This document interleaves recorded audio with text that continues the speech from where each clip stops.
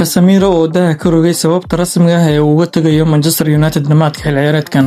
Xidiga qadka dhexe ee reer Brazil Casemiro ayaa bixiyay faahfaahin dheeri ah oo ku saabsan sababta uu u go'aansaday inuu ka tago Manchester United dhamaadka xilli ciyaareedkan 2025-2026. Isagoo sheegay inuu diyaar u yahay cutub cusub oo ka mid ah waayihiisa ciyaareed. Qoraal iyo muuqaal qiiro leh oo ay kooxdu soo saartay shalay oo Khamiis ahayd. Casemiro wuxuu ku cadeeyay in go'aankiisu uusan ahayn mid uu si fudud ku gaaray, balse uu dareemayo inay tahay waqtigii ku habboonaa ee uu suguutin lahaa isagoo weli haysta ixtiraamka iyo jacaylka taageerayaasha.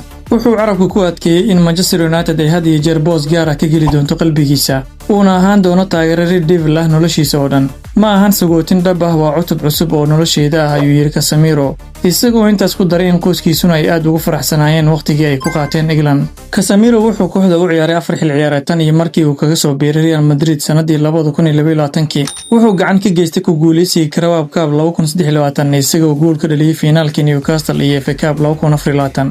ilaa hadda wuxuu u saftay United 146 kulan isagoo u dhaliyay 22 gool. Wuxuu ballan qaaday in 4 bilood ee ugu harsan uu siin doono wax kasta uu awoodo si uu kooxda uga caawiyo inay u soo baxdo Champions League ayagoo hadda ku jira kaalinta shanaad. Inkasta oo Casemiro uu doonayo loolan cusub, kooxda Manchester United ayaa lagu soo waramayaa inay durba bilowday baadi goobka bedelkiisa, iyadoo isha ku haysa xidigaha sida Adam Wharton oo Crystal Palace ah iyo Carlos Baleba oo Brighton ah si uu xoojiyaan qadka dhexe xagaaga soo socda. dhinaca kale, Arsenal iyo Barcelona oo dagaal qaraar u galay saxiixa Julian Alvarez waa kuma guuleystaha. Kooxaha Arsenal iyo Barcelona ayaa safka hore kaga jira tartanka loogu jiro saxiixa weeraryahanka xulka Argentina Julian Alvarez marka uu furmo suuqa xagaaga ee sanadkan 2026. Labadan kooxoodba waxay u arkaan xidigan 25 jirka ah inuu yahay qaybta ka maqan qorshooda guusha, sida uu sheegay khabiirka suuqa kala iibsiga Ekrem Conor.